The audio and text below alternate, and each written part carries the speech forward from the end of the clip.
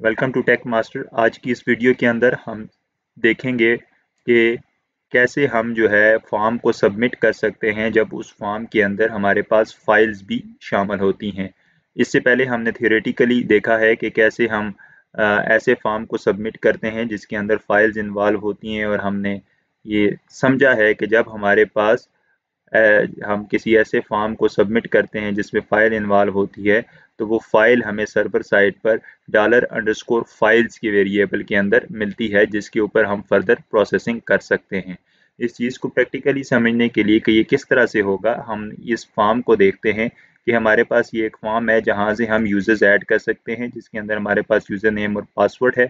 और अगर मैं यहाँ से कोई एक यूज़र ऐड करता हूँ, लेट्स सपोज मैं यहाँ से नवीद नाम का एक यूज़र ऐड करता हूँ और मैं उसके लिए कोई प्रोफाइल इमेज सेलेक्ट कर लेता हूँ, लेट्स से दिस, ये इमेज में सेलेक्ट करता हूँ और इसको मैं सबमिट करता हूँ। User name must be at least 10 characters long, इसके ऊपर मैंने कुछ वैलिडेशन लगाई है, तो यहाँ पर हम लेट्स सपोज 10 कैरेक्टर्स लॉन्ग का जो है यूज़र सेलेक्ट कर लेते हैं और इसको हम सबमिट करते हैं। तो ये देखें, यहाँ पर हमारे पास ये फॉर्म इधर सबमिट हुआ और उसके बाद ये डेटा डेटाबेस के अंदर स्टोर हुआ। अब अगर हम डेटाबेस के अंदर जाएं तो देखें ये हमारे पास ये फॉर्म यहाँ पर डेटाबेस के अंदर जब हमने सबमिट किया तो फॉर्म का डेटा डेटाबेस के अंदर यहाँ पर स्टोर हुआ है और ये प्रोफाइल इमेज का URL यहाँ पर आ रहा है। अब ये बेसिकली वर्किंग कैसे कर रहा है कि जब हम फॉर्म को सबमिट करते हैं तो ये वाला जो इमेज है ये हमें $_फाइल्स वाले वेरिएबल के अंदर मिलती है। इस इमेज को पहले हम अपने सर्वर पर एक फोल्डर में स्टोर करते हैं और फिर उस फोल्डर का या उस इमेज का पाथ हम डेटाबेस के अंदर स्टोर करते हैं। इसी तरह से जब हम वापस इमेज को यूजर साइड पर दिखाना होता है तो हम इस पाथ को एज अ सोर्स के एट्रीब्यूट के अंदर इमेज के में ये पाथ दे देते हैं, जिस वजह से ये इमेज यहाँ पर नजर आती है। इस चीज़ को अभी हम प्रैक्टिकली इम्प्लीमेंट करते हैं। तो सबसे पहले हम ये ऐड न्यू यूज़र का फॉर्म बनाते हैं। तो मैं उसी प्रोजेक्ट को यहाँ पर यूज़ करूँगा जिस पर हम काम कर रहे थे। तो मैं यहाँ पर इस प्रोजेक्ट को ओपन कर लेता हूँ और ये हमारे पास एक स्ट्रक्चर आ रहा है उस प्रोजेक्ट का जिस पर हम ऑलरेडी काम कर रहे हैं। ऐड यूज़र्स की मैंने फाइल यहाँ पर ऐड की है। चूँकि यहाँ पर ऐड यूज़र्स हमारे पास एक फॉर्म है और ये सिमिलर होगा to the add categories form, तो मैं क्या करता हूँ, यहाँ से ऐड कैटेगरीज वाले कोड को कॉपी करके ऐड यूज़र वाले सेक्शन में ले आता हूँ। अब मैंने यहाँ पर जो चीज़ अपडेट करनी है वो मेरे पास जिस जिस पोर्शन को अब मैं अपडेट करना चाहता हूँ वो हमारे पास जो है ये फॉर्म वाला पोर्शन है। इस फॉर्म वाले पोर्शन को मैंने अब यहाँ पर अपडेट करना है। इसको मैं कह देता हूँ ऐड यूज़र्स। इस सेक्शन को ऐड कैटेगरीज की बजाय मैं ऐड यूज़र्स कह देता हूँ और बाकी सब चीज़ों को मैं for the time being remove कर देता हूँ क्योंकि मुझे ये चीज़ें नहीं चाहिए। और यहाँ पर भी मैं फॉर्म वाले सेक्शन में से सब डेटा को रिमूव कर देता हूँ और इधर मैं क्या करता हूँ, अब यहाँ पर मुझे सिर्फ फॉर्म चाहिए जिसके अंदर दो फील्ड्स होंगी, एक यूज़र नेम होगा और एक मेरे पास पासवर्ड होगा।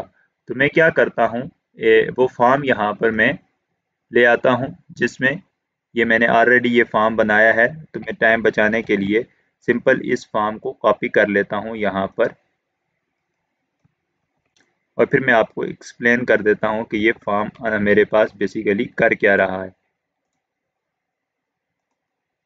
ये फॉर्म फील्ड, ये एक यूज़र नेम की फील्ड आ गई और ये यहाँ पर हमारे पास प्रोफाइल इमेज की फील्ड आ गई। तो इसको मैंने यहाँ पर कॉपी कर लिया।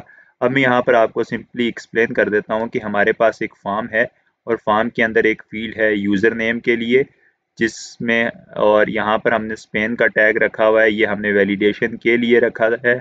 और इसी तरह से यहाँ पर हमारे पास एक प्रोफाइल इमेज की फील्ड है और यहाँ पर हमने इस प्रोफाइल इमेज के लिए इनपुट टाइप फाइल को यूज़ किया है। अब ये हमारे पास जो है यहाँ पर फॉर्म बन गया। अब अगर हम यहाँ पर जाके इस पेज को एक्सेस करने की कोशिश करेंगे तो ये हमारे पास इस पेज का नाम है add-users.php के नाम से। इसको जब हम एक्सेस करेंगे तो हमारे पास ये पेज इस तरह से इधर शो हो जाएगा। अब यहाँ पर हमारे पास इस पेज के अंदर एक यूज़र नेम है और एक प्रोफाइल इमेज है। ये हमारे पास अब फ्रंट एंड बन चुका है। अब हम क्या चाहते हैं, हम ये चाहते हैं कि जब हम इस फॉर्म को सबमिट करें तो ये फॉर्म हमारे पास डेटाबेस के अंदर जाकर स्टोर हो जाए। तो अब हमें डेटाबेस के अंदर यूज़र्स का टेबल बनाना पड़ेगा जहाँ पर हम इस यूज़र नेम को और दूसरा हमें इस प्रोफाइल इमेज के पाथ को स्टोर करना पड़ेगा। हम डेटाबेस पर जाते हैं और जिस डेटाबेस के अंदर हम काम कर रहे हैं वो है CMS ऐप के नाम से। यहाँ पर हम एक टेबल क्रिएट करते हैं यूज़र्स के नाम का और इस टेबल में हम 3 कॉलम ले लेते हैं। पहले कॉलम को मैं आईडी कह देता हूं और इसे मैं कहता हूं ये ऑटो इंक्रीमेंट है। दूसरे कॉलम को मैं यूज़ करूंगा फॉर यूज़र नेम और मैं कहता हूं कि जो यूज़र नेम है वो मेरे पास varchar होगा और ये मेरे पास 30 कैरेक्टर्स तक मैक्सिमम हो सकता है और ये मेरे पास यूनिक भी होना चाहिए यूज़र नेम। फिर साथ में मैं इसके बाद जो है यहाँ पर प्रोफाइल इमेज के URL के लिए जो है यहाँ पर मैं एक फील्ड बना लेता हूँ और उसका नाम मैं रख लेता हूँ प्रोफाइल इमेज URL और इसको मैं कह देता हूँ कि ये मेरे पास टेक्स्ट फील्ड होगी जहाँ पर मैं प्रोफाइल इमेज के पाथ को स्टोर करूँगा। अब मैं यहाँ पर इसको सेव कर देता हूँ। मेरे पास यूज़र्स के नाम का एक टेबल बन चुका है। अब मैं क्या करूँगा, यहाँ से इस फॉर्म को सबमिट करूँगा और जो डेटा मेरे पास इस फॉर्म के ज़रिए आएगा उसको मैं यहाँ पर जाकर इस टेबल के अंदर यूजर्स के टेबल के अंदर क्या करूँगा, स्टोर कर दूंगा। अब हम चलते हैं फॉर्म सबमिशन के ऊपर। यहाँ पर हमारे पास ये फॉर्म आ चुका है। अब जब हम सबमिट के ऊपर क्लिक करेंगे तो हमने इस फॉर्म के डेटा को रीड करना है। क्योंकि हम PHP यूजिंग ऑब्जेक्ट ओरिएंटेड पढ़ रहे हैं तो हमने कहा था जब भी हम डेटाबेस के साथ बात करना चाहेंगे तो हम मॉडल्स बनाएंगे। तो हम क्या करते हैं, अब हम एक मॉडल बनाते हैं यूजर्स के नाम का। उस यूजर्स के नाम का हम एक मॉडल बनाते हैं जिसमें हम क्या करेंगे, इस डेटा को स्टोर करेंगे। तो मैं यहाँ पर जाता हूँ, यहाँ पर जाकर हमने मॉडल का फोल्डर बनाया है। यहाँ पर अब मैं एक मॉडल बनाता हूँ यूजर्स मॉडल के नाम से। यहाँ पर हमें कैमल केस को यूज़ करना है और जो हमने फाइल का नाम बनाया है वही नाम हमें क्लास का नाम रखना पड़ेगा। क्लास, यहाँ पर मैं इस क्लास का नाम रखता हूँ यूजर्स मॉडल और ऐसे। अब मैं इसके अंदर कुछ फील्ड्स बना लेता हूँ। जैसे हमने पहले पोस्ट वाले पर, पोस्ट सेक्शन पर जब हम काम कर रहे थे वहाँ पर भी हमने मॉडल बनाया था। अगर आप उस वीडियो को देखना चाहते हैं तो लिंक डिस्क्रिप्शन में मौजूद है। तो यहाँ पर हम क्या करेंगे, एक मॉडल बनाएंगे जिस के अंदर हम एक फील्ड रख लेंगे आईडी, ताकि डेटाबेस के अंदर जो आईडी वाला कॉलम है उससे जब हम डेटा को गेट करें वो हम इस फील्ड के अंदर स्टोर कर दें। फिर दूसरी फील्ड हम रख लेते हैं यहाँ पर यूज़र नेम, ताकि डेटाबेस के जो कॉलम यूज़र नेम है उससे जब हम डेटा गेट करेंगे तो वो हम यहाँ पर स्टोर करेंगे। और तीसरी फील्ड जो हम रख लेते हैं वो हम रख लेते हैं प्रोफाइल इमेज URL, ताकि डेटाबेस के प्रोफाइल इमेज URL के कॉलम से जो डेटा आएगा उसको हम यहाँ पर स्टोर करेंगे। अब चूंकि ये मॉडल है, इसने डेटाबेस के साथ टॉक करनी है तो इसलिए इसको डेटाबेस के कनेक्शन की ज़रूरत है। तो हम ये ऑलरेडी पढ़ चुके हैं कि हमें फंक्शन, एक कंस्ट्रक्टर बनाना पड़ेगा, क्योंकि जो ही यूज़र मॉडल का ऑब्जेक्ट बने तो हमें डेटाबेस का कनेक्शन मिल जाए। अब यहाँ पर हमें क्या यूज़ करना पड़ेगा, DB कनेक्शन के नाम का एक हमें पैरामीटर यूज़ करना पड़ेगा।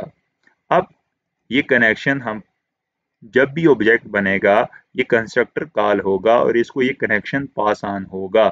अब इस कनेक्शन को इस क्लास में यूज़ करने के लिए मैं एक प्राइवेट वेरिएबल बना लेता हूँ कॉन के नाम से और यहाँ पर मैं क्या करता हूँ, इस कनेक्शन को इधर सेट कर लेता हूँ ताकि थ्रू आउट दिस क्लास में इस कनेक्शन वेरिएबल को यूज़ कर सकूं। अब मैंने क्या करना है, नेक्स्ट मैंने ये करना है, जो फॉर्म सबमिट हो रहा है वो डेटाबेस में उसके डेटा को रीड करना है और डेटाबेस के अंदर मैंने उस फॉर्म को स्टोर करना है। उसके लिए मैं यहाँ पर क्या बनाने जा रहा हूँ, अब एक फंक्शन बनाऊंगा उस फंक्शन का नाम मैं रख लेता हूं क्रिएट। अब ये क्रिएट फंक्शन का काम क्या है कि ये यूजर को क्रिएट करेगा। तो ये यूजर जो हमारे पास फ्रंट एंड से आ रहा है, इसको डेटाबेस के अंदर स्टोर करने का काम वो है क्रिएट फंक्शन का। अब जब हम इस फॉर्म को सबमिट करेंगे तो हमें एक यूजर नेम मिलेगा और एक हमें प्रोफाइल इमेज मिलेगी। क्योंकि इमेज जो है उसकी टाइप फाइल है, इसलिए वो हमारे पास जो है ना तो $_ गेट में आएगी, ना ही $_ पोस्ट और ना ही $_ रिक्वेस्ट में आएगी। इमेज हमें जो मिला करेगी वो हमें $_ फाइल्स में मिलेगी। और जो हमारे पास यूजर नेम की फील्ड है वो हमें $_ गेट, $_ पोस्ट या $_ रिक्वेस्ट में मिला करेगी। इसलिए अब हम यहाँ पर ये पहले चेक करते हैं कि जो फॉर्म हमारे पास सबमिट हो रहा है वो क्या हमारे पास बटन के यानी सबमिट बटन के क्लिक होने पे सबमिट हो रहा है,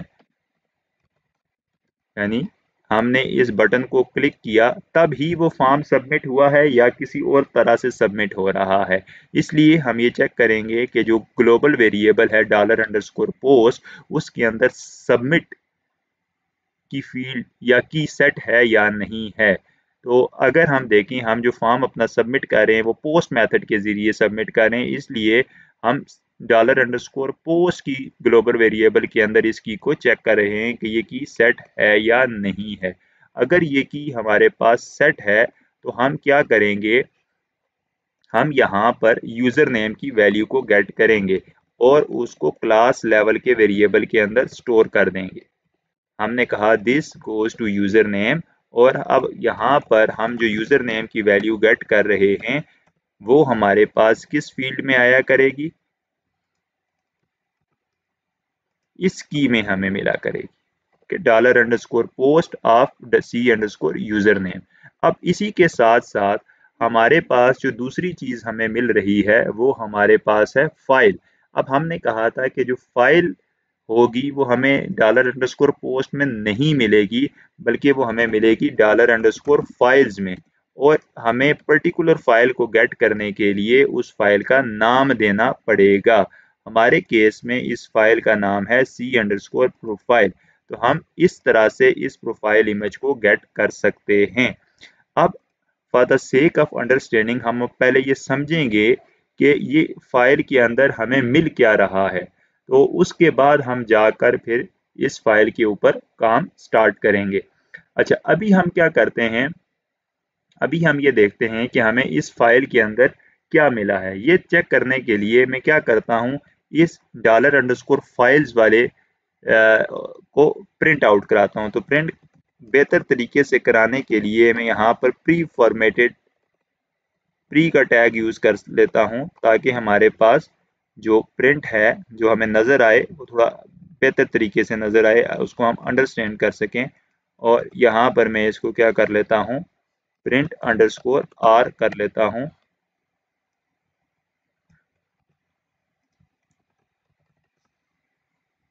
अब हम क्या करते हैं, इस फंक्शन को कॉल कर लेते हैं इस पेज के ऊपर, ताकि जब हमारे पास ये फंक्शन कॉल हो, ये फॉर्म सबमिट हो तो पेज रिफ्रेश होने पर हमारे पास ये फंक्शन कॉल हो जाए। तो हम क्या करते हैं,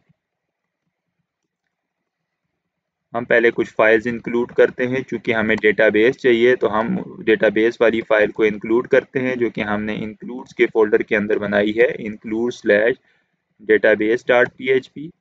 फिर इसी तरह से हम करेंगे रिक्वायर, दूसरी फाइल जो हमें चाहिए वो हमें मॉडल चाहिए, स्लैश कौन सा मॉडल चाहिए हमारा, हमें चाहिए यूजर्स मॉडल। फिर हमने ऑब्जेक्ट बनाना है डेटाबेस का, db is equal to new database. अगर आपको ये चीज़ समझ नहीं आ रही तो आपने ये इस सीरीज़ में जो प्रीवियस वीडियोस हैं उनको लाजमी देखना है, क्योंकि उसमें हमने ये सारी चीज़ें डिस्कस की हैं और ये एक पूरी सीरीज़ है जिसके लिए प्रीवियस वीडियोस को देखना लाजमी है, अदरवाइज आपको ये चीज़ में भी अभी समझ ना आ सके। अब हमें अगर $db कि कनेक्शन को गेट करना है तो हम क्या करेंगे, get connection. Database connection gate करने के लिए हमने उस डेटाबेस क्लास के गेट कनेक्शन के मेथड को कॉल कर लिया। अब हमने मॉडल को यूज़ करना है, तो हमने यहाँ पर यूज़र मॉडल के नाम का एक ऑब्जेक्ट बना लिया, यूजर्स मॉडल क्लास का एक ऑब्जेक्ट, और इसको हमने कनेक्शन पास कर लिया। अब हमने क्या करना है, यहाँ पर मैं डॉलर लगा लेता हूँ, यहाँ पर अब मैंने इस यूजर मॉडल के क्रिएट के फंक्शन को क्या कर लेना है, कॉल कर लेना है। कॉल करने के लिए ऑब्जेक्ट ऑपरेटर मैंने यूज़ किया और क्रिएट के फंक्शन को मैंने कॉल कर लिया। अब जब मैं फॉर्म को सबमिट करूंगा, पेज रिफ्रेश होने पर ये फंक्शन कॉल होगा और यहाँ पर ये चेक करेगा कि आया डॉलर पोस्ट यानी इस अरे एसोसिएटिव अरे के अंदर सबमिट की सेट हुई है या नहीं हुई। अगर सेट हुई है तो वो क्या करेगा, इस चीज़ को प्रिंट आउट कर देगा। अब हम यहाँ पर आते हैं, पेज को रिफ्रेश करते हैं, हम सबमिट करते हैं। लेट्स से ऐसे हम कोई फाइल सिलेक्ट कर लेते हैं, दैट से हम इस फाइल को सिलेक्ट करते हैं, सबमिट करते हैं। तो यहाँ पर हमारे पास अभी आ रहा है undefined array key C underscore profile on line number 20। कहाँ पर, यूजर्स मॉडल के अंदर। तो देखते हैं हमने क्या गलती की है। हम यहाँ पर आते हैं यूजर्स मॉडल के अंदर, तो अगर हम नेम के ऊपर जाएं तो देखना पड़ेगा कि हमने इसका क्या नाम, तो यहाँ पर हम देखें अगर, तो इसका नाम हमने सी अंडरस्कोर प्रोफाइल ही रखा है। यहाँ पर जो इशू है वो ये है कि अब हम जो फॉर्म सबमिट कर रहे हैं उसमें सिर्फ प्लेन डेटा हमारा नहीं है बल्कि फाइल्स भी इन्वॉल्व हैं। तो जब आप कोई ऐसा फॉर्म सबमिट करते हैं जिसमें आप फाइल्स भी सबमिट कर रहे होते हैं, तो आपको यहाँ पर एक एट्रीब्यूट यूज़ करना पड़ता है फॉर्म के टैग के अंदर, जिसको आप कहते हैं निक टाइप, और इसके अंदर हमने लिखना है मल्टी पार्ट फॉर्म डेटा। अब ऐसा करने से अब हमारा फॉर्म की जो साथ जो है वो फाइल्स भी सबमिट होंगी। अब अगर मैं आके इस पेज को रिफ्रेश करूं और अब यहाँ पर मैं अगर फाइल चूज करूं और इसको सबमिट करूं, तो ये देखें ये फाइल हमारे पास सबमिट हुई और dollar underscore files of C underscore profile में हमें ये डेटा मिला। यानी जो फाइल हमने अपलोड की थी उसका नाम था m4.jpg, उसकी टाइप थी इमेज यानी myMTab.jpeg, उसकी यानी जो PHP ने उसको लोकेशन दी टेम्परेरी वो ये थी, और ये चूंकि एरर 0 आया है इसका मतलब ये है कि फाइल सर्वर साइड पर सक्सेसफुली पहुंची है। और साइज यानी इस फाइल की कितनी बाइट्स थी, तो ये साइज हमारे पास यहाँ पर आ गया। अब नेक्स्ट काम हमने क्या करना है, चूंकि अब हमें ये समझ आ गई है कि ये चीज़ें किस तरह से हमें मिल रही हैं। नेक्स्ट काम हमारा ये होगा कि हम इस फाइल को यहाँ से और इस फाइल को उठाकर यहाँ पर अपने प्रोजेक्ट की डायरेक्टरी में कहीं पर स्टोर करें। तो मैंने यहाँ पर एक फोल्डर बनाया है इमेजेस के नाम का, ठीक है। मैं इसको डिलीट करके दोबारा से बना लेता हूँ। यहाँ पर मैं एक फोल्डर बनाता हूँ इस डायरेक्टरी पे ही, यहाँ पर इस लेवल पे एक फोल्डर में बना देता हूँ इमेजेस के नाम का, ठीक है। मैंने क्या करना है, ये जो फाइल मुझे मिल रही है इसको मैंने उठा के अपने प्रोजेक्ट में इस इमेजेस वाले फोल्डर में पेस्ट करना है। अब अगर आप देखें यहाँ पर ये फाइल का टेम्परेरी URL है, यानी ये इसने इस जगह पर फाइल रखी हुई है। मुझे ये करना है कि यहाँ से फाइल को कॉपी करना है और लाकर अपने प्रोजेक्ट में यहाँ पर इस फोल्डर के अंदर पेस्ट करना है। फिर जो इस फोल्डर के अंदर उस फाइल का URL बनेगा उसको लेके डेटाबेस के अंदर स्टोर करना है। तो देखते हैं इस काम को हम कैसे करेंगे। अब यहाँ पर हमने क्या किया है, यहाँ पर हमने आकर इस चीज़ को अब मैं ख़त्म कर देता हूँ। ये जस्ट मैंने अंडरस्टैंडिंग के लिए लिखा था, और यहाँ पर अब सिर्फ मैं ये लिखता हूँ कि अगर मेरे पास जो फाइल है, सिंपल कि अगर वो फाइल यहाँ पहुँच चुकी है तो मेरे पास dollar underscore files of C underscore profile जो है, और इसके अंदर अब अगर मुझे एरर नहीं मिला, अभी मैंने आपको ये दिखाया था कि एरर यहाँ पर 0 आ रहा है, तो मैं यहाँ पर चेक करूँगा कि अगर जो एरर है वो इक्वल टू 0 है, यानी इसका मतलब ये होगा कि एरर ज़ीरो का मतलब ये है, हमने प्रीवियस वीडियो में भी देखा था कि this is an error code, कि जब हमारे पास फाइल सक्सेसफुली अपलोड हो जाएगी तो ज़ीरो का मतलब, और वो हमें क्या रिटर्न करेगा, ज़ीरो रिटर्न करेगा। इसका मतलब होगा कि फाइल सक्सेसफुली क्या हो चुकी है, डेटाबेस पे सॉरी सर्वर साइड पर अपलोड हो चुकी है।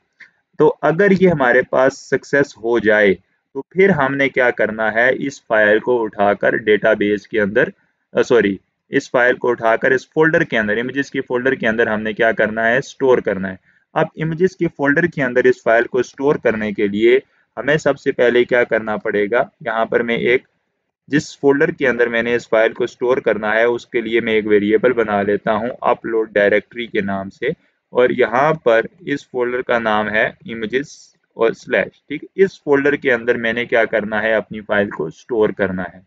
ठीक, अब जो फाइल मैंने अपलोड करनी है उसका जो नाम है उसको मैं कैसे गेट करूंगा, dollar underscore files of C underscore profile, और इसमें क्या चीज नाम अगर मुझे चाहिए तो मैं कैसे गेट करूंगा, देखें ये नेम में मेरे पास उसका नाम आ रहा है विद एक्सटेंशन, तो मैं क्या करूंगा यहाँ पर, अगर मैं ये लगाऊं तो मुझे क्या मिल जाएगा, इस फाइल का नाम मिल जाएगा। अब नेक्स्ट काम मैंने ये करना है कि मैंने इस नाम से इसकी एक्सटेंशन को निकालना है, क्योंकि इस नाम के साथ इसकी एक्सटेंशन भी आ रही है। तो मैं क्या करूंगा, इसकी एक्सटेंशन को निकालने के लिए मैं यहाँ पर लिखूंगा image extension is equal to, एक फंक्शन में यूज करूंगा पाथ इन्फो का। इस फंक्शन में मैं पाथ दूंगा और उस पाथ में से ये मुझे एक्सटेंशन निकाल के देगा। तो पाथ मेरे पास क्या है, ये फाइल नेम वेरिएबल में मेरे पास उस इमेज का पाथ यानी पूरा नेम आ रहा है, ये मैंने दिया। और अब मैं बताऊंगा इसमें से मुझे ये क्या निकाल के देगा, एक्सटेंशन। तो यहाँ पर मैं एक और कांस्टेंट टाइप यूज कर लूंगा कि मुझे किस चीज के बारे में इंफॉर्मेशन चाहिए, पाथ अंडरस्कोर मुझे चाहिए पाथ इन्फो अंडरस्कोर एक्सटेंशन, कि मुझे इस पाथ में से क्या चाहिए, एक्सटेंशन चाहिए। तो ये क्या करेगा, अभी अगर हम देखें तो हमारी फाइल का नाम क्या है, m4.jpg, तो ये हमें क्या देगा, रिटर्न करेगा jpg रिटर्न करेगा, यानी हमें एक्सटेंशन रिटर्न करेगा। अब इसके बाद क्या करना है मैंने, अब मेरे पास एक्सटेंशन आ गई है। अब ये मैंने एक्सटेंशन क्यों निकाली है, क्योंकि जो फाइल यूजर ने अपलोड की है उसका नाम होगा कोई। अब जब एक यूजर फाइल अपलोड करेगा, ठीक है, तो वो फाइल हमारे फोल्डर के अंदर आ जाया करेगी। अगर कोई दूसरा यूजर या वही यूजर एक और फाइल अपलोड करता है जिसका सेम नाम है, तो हमारी प्रीवियस वाली फाइल ओवरराइट हो जाएगी। तो हमने ये मेक श्योर करना है कि यूजर जिस नाम के साथ फाइल को अपलोड कर रहा है, हम उस नाम के साथ फाइल को स्टोर ना करें, बल्कि हम क्या करें, किसी यूनिक नाम के साथ हमेशा जो भी फाइल अपलोड हो उसको खुद से कोई नाम दें और उस नाम के साथ अपने प्रोजेक्ट के अंदर फोल्डर में उस फाइल को स्टोर करें, ताकि वो फाइल ओवरराइट ना हो सके। उस चीज के लिए, वो यूनिक नाम देने के लिए, अब हम यहाँ पर एक और फंक्शन यूज करेंगे और एक नया यूनिक नाम बनाएंगे। हम क्या बनाते हैं, हम एक लिखते हैं यूनिक नेम, मैं एक यहाँ पर एक वेरिएबल बनाता हूँ और यहाँ पर मैं कोई यूनिक नेम जनरेट करने के लिए एक फंक्शन यूज करने जा रहा हूँ यूनिक आईडी के नाम से। यहाँ इस फंक्शन में ये कहता है कि प्री फिक्स दो, यानी जो आप नेम जनरेट करना चाहते हो उसके साथ कोई चीज आप प्री फिक्स करना चाहते हो। लेट्स से मैं इसके साथ प्री फिक्स कर देता हूँ PIMG, यानी इसका मतलब होगा प्रोफाइल इमेज डैश, आगे जो चीज होगी वो यूनिक होगी। हर एक नेम के साथ PIMG लिखा आएगा डैश, आगे कोई यूनिक चीज। अब कामा ट्रू यहाँ पर मैं कर देता हूँ। अब अच्छा, दूसरी चीज ये हमें कहता है एंट्रोपी, ठीक है जी, इसको हम क्या कर देते हैं, ट्रू कर देते हैं। अभी कह रहा है set to true unique ID will add additional entropy using the combined linear, तो ये यहाँ पर क्या करेगा, इस डैश के बाद क्या करेगा, यूनिक की जनरेट साथ लगाएगा, ताकि हर बार जब आप फाइल अपलोड करेंगे तो आपको ये एक नया नाम मिल जाया करेगा। ठीक है, इस तरह से ये हमारे पास यहाँ तक हमें क्या मिलेगा, सिर्फ PIMG साथ आगे कोई यूनिक की मिल जाएगी। इस चीज को हमने जोड़ना है कि जो फाइल यूजर ने अपलोड की उसकी एक्सटेंशन क्या थी, इसलिए हमने यहाँ पर एक्सटेंशन निकाली है। तो डॉट इसके साथ हम क्या लगाएंगे, यहाँ पर हम लगाएंगे इसके साथ डॉट, और फिर यहाँ पर हम इसको क्या करेंगे, यानी ये कंकैटिनेट किया, डॉट लगाया, फिर कंकैटिनेट किया, और इसके साथ हमने क्या चीज़ कंकैटिनेट कर ली, डॉलर इमेज एक्सटेंशन, इसको हमने यहाँ पर कंकैटिनेट कर लिया। अब अगर मैं इको कराऊं इस डॉलर यूनिक इमेज को, तो आप देखेंगे कि हमारे पास जो यूज़र ने फाइल अपलोड की है उसका नाम कोई और होगा, और ये यूनिक नेम हम उस फाइल के लिए जनरेट कर लेंगे। यहाँ पर मैं आता हूँ, यहाँ पर आके मैं इसको इको कराता हूँ, और इधर मैं क्या लिखता हूँ, यूनिक इमेज नेम, ठीक है जी, और इसको इस तरह से कंकैटिनेट कर दें, यानी जो नया नाम हमने जनरेट किया है, ताकि हमें पता चले जो यूज़र फाइल अपलोड करेगा, क्योंकि उस नाम के साथ हम स्टोर नहीं कर सकते, ओवरराइट हो सकती है, तो हमने क्या किया है, एक नया नाम हमने यूज़ किया है। तो यहाँ पर मैं आता हूँ, यहाँ पर आकर मैं एक फाइल को दोबारा से अपलोड करता हूँ, ताकि हमें समझ आए कि जो नया नाम हमने अपलोड किया, जो इमेज हम अपलोड कर रहे हैं, वो लेट्स से यहाँ पर मैं आया, एक इमेज मैंने अपलोड की, ठीक है जी, उसको मैं सबमिट करता हूँ। सबमिट करने के बाद ये देखें यूनिक इमेज नेम जो हमारे पास बना है, ये देखें PIMG, यहाँ से यहाँ तक ये नाम आ गया, ये यूनिक की उसने खुद लगाई है साथ। ये जो पीछे था PIMG डैश, ये हमने फॉर्मेट बताया था, डॉट JPG जो उस इमेज की, जो यूजर ने इमेज अपलोड की उसकी जो एक्सटेंशन थी वो साथ लगी। अब हम क्या करेंगे, इस नाम से फाइल को स्टोर करेंगे अपने पास फोल्डर के अंदर। तो अब हम फोल्डर के अंदर फाइल को स्टोर करना चाहते हैं, तो फोल्डर के अंदर फाइल को स्टोर करने के लिए हम एक फंक्शन को यूज करेंगे, ठीक है जी। इस फंक्शन को हम फोल्डर के अंदर सेव करने के लिए यूज करेंगे फाइल को, तो उस फंक्शन का नाम है uploaded file, move underscore uploaded underscore file. ये फंक्शन क्या करता है, इसको एक सोर्स चाहिए और एक डेस्टिनेशन चाहिए, तो ये उस सोर्स से डेस्टिनेशन में फाइल को कॉपी कर देगा। अब सोर्स हमारे पास क्या है, सोर्स हमारे पास वो टेम्परेरी लोकेशन है जहां पर PHP ने फाइल को रखा हुआ है, हम उधर से उठाएंगे, और डेस्टिनेशन हमारे पास क्या है, हमारे प्रोजेक्ट में ये इमेज का फोल्डर, ये डेस्टिनेशन है, यहाँ पर हम उसे कॉपी कर देंगे। तो देखें, सबसे पहला पैरामीटर इसको चाहिए फ्रॉम, यानी सोर्स क्या है, सोर्स हमारे पास है डॉलर अंडरस्कोर फाइल्स, ठीक है जी, dollar underscore files of C underscore profile, यानी ये यहाँ से, ये सोर्स जो टेम्पररी लोकेशन थी, टेम्प अंडरस्कोर नेम, ये हमारे पास क्या है जी, सोर्स है। ये हमने अभी देखा था डॉलर अंडरस्कोर फाइल्स वाले को, जब हमने इको कराया था, प्रिंट कराया था, तो हमने देखा था कि PHP जब हम कोई फाइल अपलोड करते हैं, PHP उसे टेम्परेरी लोकेशन के अंदर रखती है, और हमने उस टेम्परेरी लोकेशन से उठा के अपने सर्वर के अंदर किसी फोल्डर में उसको कॉपी पेस्ट करना है। तो यहाँ से हमने उठाया, ये सोर्स है, अब कहाँ पे हमने कॉपी पेस्ट करना है, वो हमारे पास डेस्टिनेशन है। तो देखें, डेस्टिनेशन में ये आ गया फोल्डर का नाम, और साथ में अब हमने पूरा पाथ बनाना है, तो देखें साथ पाथ में हमें इमेज का नाम भी साथ लगाना पड़ेगा। तो मैं यहाँ पर करता हूँ destination path is equal to, देखो फोल्डर का नाम हमारे पास आ गया अपलोड डायरेक्टरी डॉट, ये हमारे पास है इमेज का नाम, ये हम कर देते हैं इमेज यूनिक इमेज नेम। अब ये हमारे पास देखो क्या बन गया, इमेज स्लैश जो भी नाम आएगा, अब ये नाम आया है, ये इमेज स्लैश ये, ठीक है, तो हमारे पास क्या होगा, ये पाथ बन जाया करेगा। अब हमने क्या करना है, इधर से फाइल को अपलोड करना है, यानी यहाँ से कॉपी करना है, ये सोर्स है, और स्टोर कहाँ कर देना है, इस पाथ पर हमने स्टोर कर देना है। ये फंक्शन जो है हमारे पास, अगर तो ये फाइल सही सही अपलोड हो गई, ठीक है, अगर ये फाइल सर्वर साइड पर सही अपलोड हो गई, तो ये हमें क्या रिटर्न करेगा, ट्रू रिटर्न करेगा, अदरवाइज ये हमें क्या रिटर्न करेगा जी, फॉल्स रिटर्न करेगा। तो इसको मैं यहाँ पर क्या कर देता हूँ, ऐसे लिख देता हूँ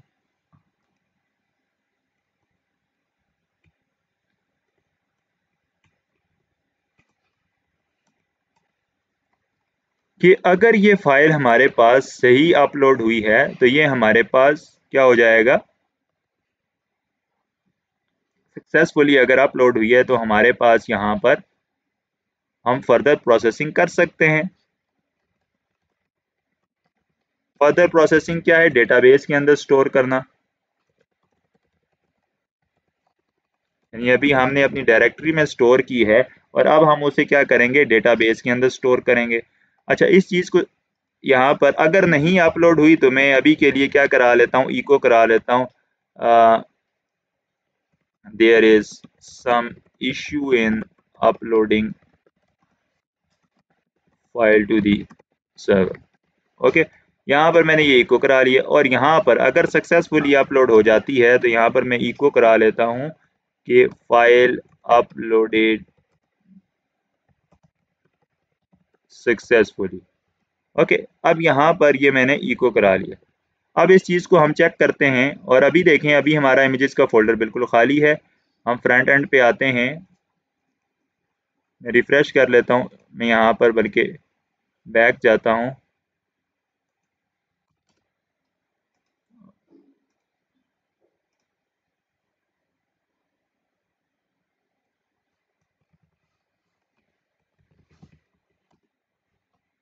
रिफ्रेश करता हूँ, यहाँ पर अब मैं एक फ़ाइल अपलोड करता हूँ,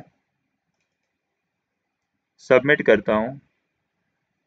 हमें मैसेज मिला फाइल अपलोडेड सक्सेसफुली। अब हम जाते हैं फोल्डर में, देखते हैं तो ये देखें, ये इस फोल्डर में हमारे पास ये फाइल आ चुकी है। तो अब हमने क्या करना है? अब चूंकि फाइल फोल्डर में आ चुकी है, इस फाइल को अब हमने डेटाबेस में स्टोर करना है। अब डेटाबेस में स्टोर करने के लिए हमें इंसर्ट की क्वेरी को यूज करना पड़ेगा। तो मैं यहाँ पर जाता हूँ, यहाँ पर जाके मैं इंसर्ट की क्वेरी को यूज़ करता हूँ। पहले यहाँ पर मैंने जिस तरह से आपको प्रोसीजर बताया था कि हम यहाँ पर क्वेरी बना लेंगे। लेट्स सपोज यहाँ पर मैं कहता हूँ यूज़र नेम यूज़र, और प्रोफाइल इमेज में मैं कुछ भी कर देता हूँ यूआरएल, ताकि बाद में हम उसको रिप्लेस कर सकें। मैं कहता हूँ गो, उसके बाद हम यहाँ से क्रिएट पीएचपी कोड करेंगे और हम इस क्वेरी को क्या कर लेंगे? सिंपली कॉपी कर लेंगे। यहाँ पर आता हूँ, मैं कॉपी करता हूँ और इधर आके मैं क्या करता हूँ? पेस्ट करता हूँ। और पेस्ट कर यहाँ पर आके मैं क्या करता हूँ? इसको, अब मैंने यहाँ पर क्वेरी बनानी है तो मैं कहता हूँ dollar query is equal to this. अच्छा, यहाँ से मैं ये इसको रिमूव कर देता हूँ और मुझे आईडी अपलोड नहीं, आईडी नहीं भेजना, क्योंकि आईडी हमारे पास क्या है? आईडी जो है वो हमारे पास प्राइमरी की है और उसको हमने ऑटो इंक्रीमेंट रखा है, उसको हम सबमिट नहीं करेंगे। ठीक है जी। अब हम यहाँ पर क्या करते हैं? यूजर की जगह हम क्या करते हैं? यहाँ पर जो हमने यूजर की वैल्यू सेव की हुई है, जो हमने यूजर फ्रंट एंड से ली थी, उसको हम यहाँ पर भेज देंगे। ठीक है जी। यहाँ पर यूजर नेम जो यूजर ने फिल अप किया होगा वो हम भेज दें। मैं अभी वैलिडेशन को यहाँ पर कैटर नहीं कर रहा। ठीक है, तो आपने वैलिडेशन सर्वर साइड पड़ी हुई है, आप उसको कैटर कर सकते हैं यहाँ पर। अच्छा, यूआरएल, अब जो यूआरएल हमारे पास नया यूआरएल बना है वो ये है डेस्टिनेशन पाथ। ठीक है जी, इस यूआरएल को हम यहाँ पर क्या करेंगे? भेजेंगे। यानी जो यूआरएल इमेज का नया बना है, जो ये इस फोल्डर के अंदर, वो क्या है? इमेजेस स्लैश इसका नाम। ठीक है, वो किस में, वो किस वेरिएबल में? ये डेस्टिनेशन पाथ के अंदर। तो ये हम साथ में सबमिट कर देंगे। यहाँ पर कहता हूँ डॉलर डेस्टिनेशन पाथ। तो ये हमारे पास क्या बन गई जी? क्यूरी बन गई। इसकी अब हमें ज़रूरत नहीं है। तो ये अब हमारे पास क्यूरी बन गई। अब इस क्यूरी को अगर मैंने रन करना है तो हम कैसे रन करेंगे? यहाँ पर देखें, यहाँ पर अब हमने इस क्यूरी को रन करना है तो हम कैसे यहाँ पर इसको रन करेंगे? हमने पढ़ा है, हम लिखेंगे डॉलर, जो हमें क्यूरी रन करने के बाद रिजल्ट मिलेगा, यहाँ पर हम लिखते हैं this goes to connection goes to query, और इस क्यूरी के अंदर हम क्या पास कर देंगे? क्यूरी पास कर देंगे। डॉलर क्यूरी जो हमारा वेरिएबल है, डॉलर क्यूरी। ठीक है जी। अब ये क्यूरी क्या, ये क्या करेगा? क्यूरी रन होगी और हमें रिजल्ट में ट्रू और फॉल्स मिलेगा। अगर ये सक्सेसफुली अपलोड हो जाता है, ठीक है, अगर सक्सेसफुली अपलोड हो जाता है तो हम कहते हैं इफ डॉलर रिजल्ट, यानी अगर सक्सेसफुली अपलोड हो गया तो अभी के लिए हम सिंपल यहाँ पर एक मैसेज दिखा देते हैं। ठीक है जी, एक मैं अलर्ट दिखा देता हूँ यहाँ पर। तो मैं यहाँ पर सिंपल इको करा देता हूँ एक अलर्ट सक्सेस की, जिसके अंदर मैं सिंपल ये लिख देता हूँ कि यूज़र क्रिएटेड सक्सेसफुली। ठीक है जी, यहाँ पर मैंने क्या कर दिया, सिंपल इको करा दिया कि यूजर्स क्रिएटेड सक्सेसफुली, और अभी के लिए मैं और कोई काम नहीं करता। सिंपल मैंने यहाँ पर ही मैंने जस्ट कॉपी पेस्ट इसलिए किया है ताकि मुझे ये HTML यहाँ पर लिखनी ना पड़े, क्लासेस ना लिखनी पड़े। हमने सिंपल बूटस्ट्रैप की अलर्ट को यूज़ किया है और उसमें जस्ट मैंने मैसेज पास ऑन किया है यूजर्स क्रिएटेड सक्सेसफुली का, और उसके अंदर हमने ये मैसेज पास ऑन कर दिया। अच्छा, अब इसके बाद हम क्या करते हैं, यहाँ पर जाकर अब हम क्या करते हैं जी, अब हम इसको चेक करते हैं कि आया ये यूज़र क्रिएट हो रहा है या नहीं हो रहा। जब क्रिएट हो जाएगा और अगर नहीं होता, इसी तरह से मैं एल्स में क्या कर सकता हूँ, एल्स में यहाँ पर मैं ये सक्सेस की जगह डेंजर कर सकता हूँ कि, और यहाँ पर मुझे क्या दिखाना पड़ेगा, फिर मैसेज दिखाना पड़ेगा। और तो मैसेज में किस तरह दिखा सकता हूँ, उस मैसेज को दिखाने के लिए मुझे यहाँ पर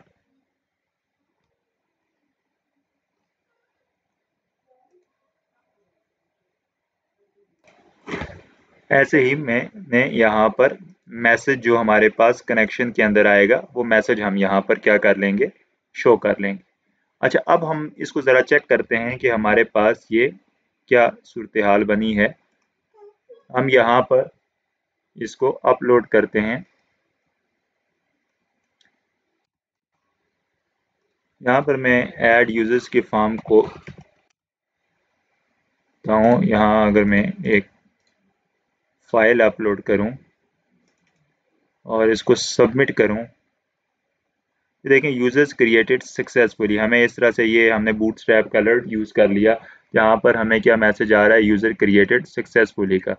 तो अब अगर मैं डेटाबेस के अंदर यूजर्स में जाके देखूँ तो ये देखें एक यूज़र हमारे पास आ चुका है। इसी तरह से अगर मैं दोबारा इसी नाम के साथ यूज़र क्रिएट करने की कोशिश करता हूँ, ठीक है, इमेज बेशक मैं कोई और रख लूँ, तो देखिए हमारे पास अब हमारे पास एरर आ रहा है। ठीक है, ये रेड में आ रहा है, इसमें क्या लिखा आ रहा है कि duplicate entry Awais Rathore for की यूज़र नेम, चूँकि हमने यूज़र नेम को जो है वो रखा था यूनिक, इसलिए यहाँ पर हमारे पास क्या एरर आ रहा है कि डुप्लीकेट एंट्री है। तो ये एंट्री हमारे पास यहाँ पर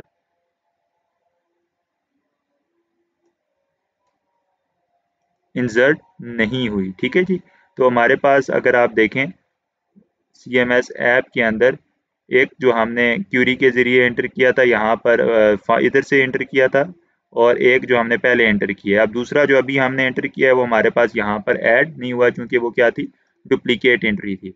इस तरह से अब हमने देख लिया कि कैसे हम फॉर्म सबमिट कर सकते हैं, और उसको हम यहाँ पर जिस फॉर्म के अंदर फाइल होती है उसको हम यहाँ पर क्या कर सकते हैं, अप अपलोड कर सकते हैं, फाइल को अपलोड कर सकते हैं। तो फाइल को अपलोड करने के लिए हमने $_files के पैरामीटर को यूज़ किया। अब हम ये करते हैं कि इस फॉर्म को अब हम क्या करते हैं, जो हमने इमेजेस स्टोर कर ली हैं, अब अगर हमने यूज़र साइड पर इस इमेजेस को दिखाना है तो हम क्या करते हैं जी, एक और पेज बनाते हैं, लिस्टिंग का पेज। जिस तरह से हम बाकियों के लिए हमने पोस्ट के लिए बनाया है, हमने बाकी चीज़ों के लिए बनाया, तो हम इसी तरह से यहाँ पर यूज़र्स के लिए भी पेज बनाते हैं। तो मैं यहाँ पर आता हूँ, एक नई फाइल ऐड करता हूँ users.php के नाम से। तो ये पेज मैं यहाँ पर बना लेता हूँ। ये पेज सिमिलर होगा मोस्टली पोस्ट के लिस्टिंग के पेज के, तो मैं इसको कॉपी करता हूँ पोस्ट वाले को और यहाँ पर पेस्ट कर देता हूँ।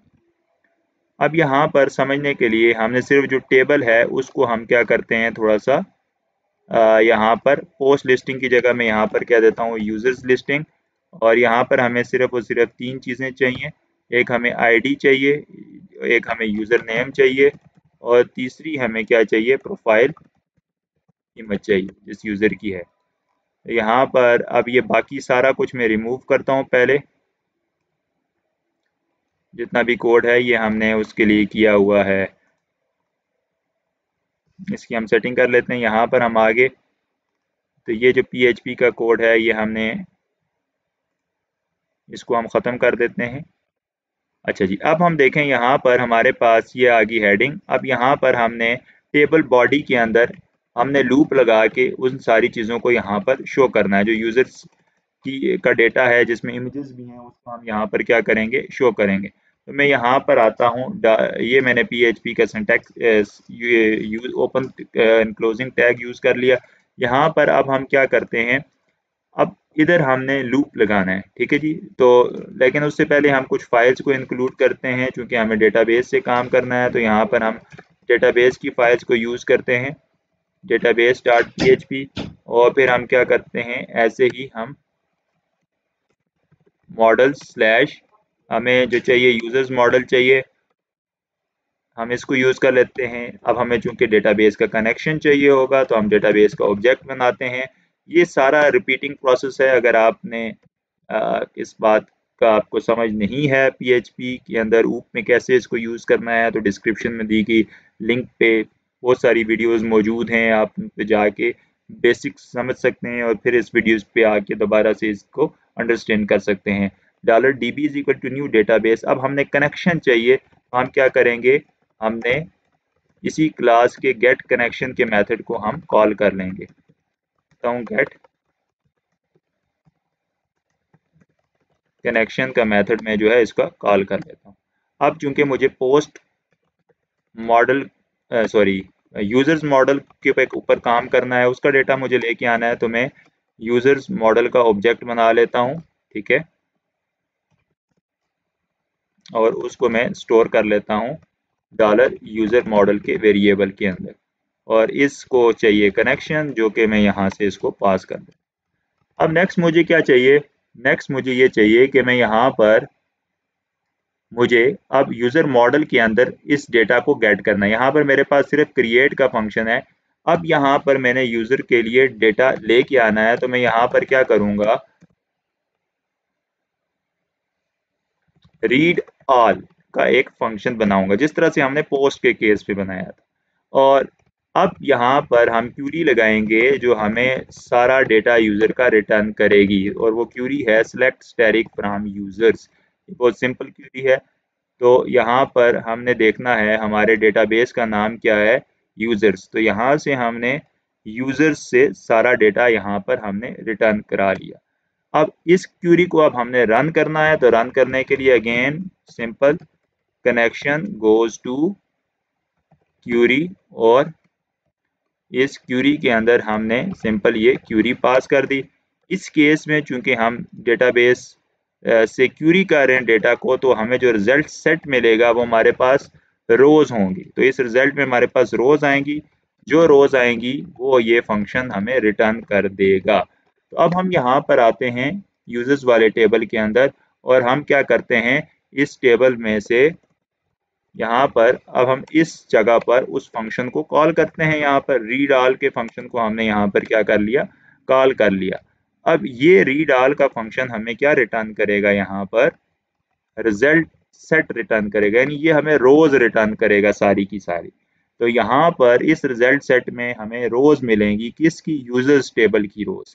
अब हम इस के अंदर PHP में पहले ये चेक करेंगे कि आया हमें जो रिजल्ट सेट मिला है उसमें कोई रो है या नहीं है। वो चेक करने के लिए हम ऑब्जेक्ट ओरिएंटेड के अंदर क्या यूज करते हैं, रिजल्ट के ऊपर हम चेक करते हैं नम अंडरस्कोर रोज, और हम यहाँ पर कंडीशन लगाएंगे कि अगर ये ग्रेटर देन 0 है, अगर ग्रेटर देन 0 है इसका मतलब हमें कुछ मिला है, इस क्यूरी से कोई रो मिली है। अगर वो रो मिली है तो जितनी भी रोज मिली हैं उन सब के ऊपर हम लूप लगाएंगे और वन बाय वन उसको अपने HTML टेबल में प्रिंट करेंगे। तो ऐसे हम लूप लगाएंगे और हम क्या करेंगे, इनसे एसोसिएटिव अरे को गेट करेंगे। तो एसोसिएटिव अरे को फेच करने के लिए हमने जो फंक्शन देखा था वो था फेच अंडरस्कोर एसोसिएटिव। ये हमें क्या रिटर्न करेगा, एसोसिएटिव अरे रिटर्न करेगा, ठीक है जी। और ये हमें एसोसिएटिव अरे के बारे में हमें पता है कि इसमें कीज होती हैं और वैल्यूज होती हैं, और जो टेबल डेटाबेस का है उसके जो कॉलम का नाम है वो एज अ की आता है, और हर रो की जो वैल्यू, हर सेल की जो वैल्यू है वो उसकी की वैल्यू बनती है। तो अब फॉर एग्जांपल अगर मुझे पहली रो की आईडी गेट करनी है तो ये ऐसे होगी, यानी पहला दफा अगर लूप चल रहा है तो ये मुझे पहली रो की आईडी मिल जाया करेगी। तो इस आईडी को मैं यहाँ पर कहाँ रखूंगा, $user model goes to user name.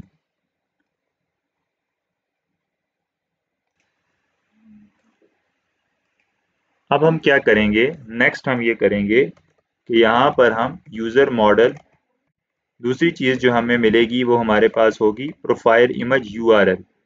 ठीक है जी, इसको हम क्या कहाँ पर सॉरी, यहाँ पर मैंने यूज़र नेम में स्टोर कर दिया है, इसको हमने आईडी में स्टोर करना है।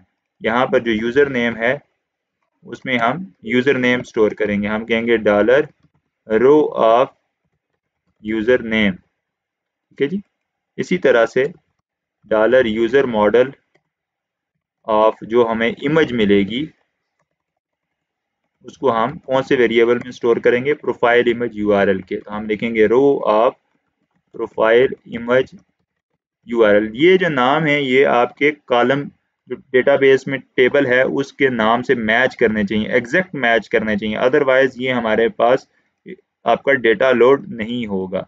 अब यहाँ से हमारे पास डेटा सारा आ गया। अब हमने करना ये है कि हमने इस डेटा को इस ये चूंकि हम देखें कहाँ पे, हम टेबल बॉडी में, अब हमने टेबल बॉडी में हर दफा लूप बनेगा एक रो बनानी है। तो मैं कहता हूँ इको, तो रो बनाने के लिए मैं क्या कौन सा टैग यूज करूंगा, टी आर का टैग। मैं कहता हूँ टी आर, और इस टैग को मैं यहाँ पर क्या कर देता हूँ, बंद कर देता हूँ। अब हमें 3 कॉलम चाहिए, ये देखें 3 कॉलम हमें चाहिए। यहाँ पर हम आते हैं, मैंने यहाँ पर अब ये डेटा है चूंकि हेडिंग नहीं है तो मैं इसको क्या कर देता हूँ, टी डी कर देता हूँ। सब जगह पर मैंने इसको क्या कर दिया, टी डी कर दिया। अब यहाँ पर जो डेटा आएगा वो आईडी का डेटा होगा। तो इधर मैं क्या करता हूँ, डॉलर जो मेरा यूजर मॉडल गोज टू, इधर में ये आईडी वाला डेटा क्या कर लेता हूँ, आ जाएगा मेरे पास यहाँ पे। इसी तरह से यहाँ पर मेरे पास कौन सा डेटा आ जाएगा, यूजर नेम वाला डेटा आ जाएगा। अब यहाँ पर मुझे प्रोफाइल इमेज शो करनी है, तो इधर मुझे क्या बनाना पड़ेगा, इमेज का टैग बनाना पड़ेगा। तो मैं क्या करता हूँ, मैं कहता हूँ I M G source is equal to this. ठीक है जी, और इसके बाद हम alt का एट्रीब्यूट यूज कर सकते हैं। मैं कहता हूँ alt is equal to profile image. ठीक हो गया। विड्थ में दे देता हूँ इसकी, लेट्स से हम कहते हैं 100 पिक्सल विड्थ, एंड हाइट में दे देता हूँ लेट्स से 100 पिक्सल हाइट, और इसको मैं यहाँ पर क्या कर देता हूँ, क्लोज कर देता हूँ इस टैग को। अब इसका जो सोर्स होगा वो ये URL होगा, जो URL हमें बैकएंड से रिटर्न हो रहा है उसको मैं इसके सोर्स में पास कर देता हूँ। तो हमारे पास, और यहाँ पर मैं इसको क्लोज करता हूँ। अब हमारे पास अगर हम इस पेज पे जाएं जिस पेज का नाम users.php है, इसको हम देखते हैं कि यहाँ पर हमारे पास ये आया है या नहीं आया, जो डेटा हमारे पास डेटाबेस में है। ये देखें, क्योंकि पहले वाले के लिए हमारे पास इमेज नहीं थी इसलिए वहाँ पर हमें कुछ भी नहीं मिला। जो दूसरे डेटा था उसमें हमारे पास इमेज थी। क्योंकि फर्स्ट वाला तो मैंने यहाँ से अपलोड किया था जस्ट क्यूरी बनाने के लिए, उसको मैं डिलीट कर देता हूँ। तो अब हम क्या करते हैं, अब हम ऐड यूजर्स के पेज पे जाते हैं। थोड़ा सा मैं यहाँ पर कोड में भी सेट कर देता हूँ कि जब मेरे पास सक्सेसफुली यूजर ऐड हो जाए, ऐड यूजर्स के पेज पे जाके, सॉरी मॉडल में जाके क्रिएट के फंक्शन में, जब मेरे पास सक्सेसफुली यानी जब रिजल्ट सक्सेसफुल आया है और यूजर ऐड हो गया है, तो मैं इसको रीडायरेक्ट कर दूंगा कौन से पेज पर, users.php के पेज पर, users.php के पेज पर मैं इसको रीडायरेक्ट कर दूंगा। तो अब आ जाते हैं, हम यहाँ पर आते हैं, रिफ्रेश करते हैं। अब हम एक नया यूजर बनाते हैं, लेट्स सपोज मैं कहता हूँ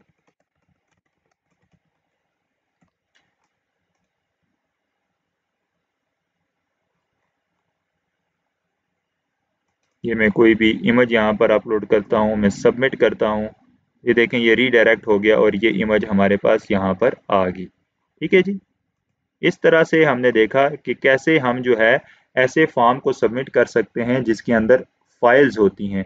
और इम्पॉर्टेंट थिंग हमने क्या देखी कि जब भी हम ऐसे फॉर्म को सबमिट करते हैं जिसके अंदर फाइल्स होती हैं, तो जो फाइल्स हमें मिलती हैं वो हमें $_फाइल के फोल्डर ग्लोबल वेरिएबल के अंदर मिलती हैं।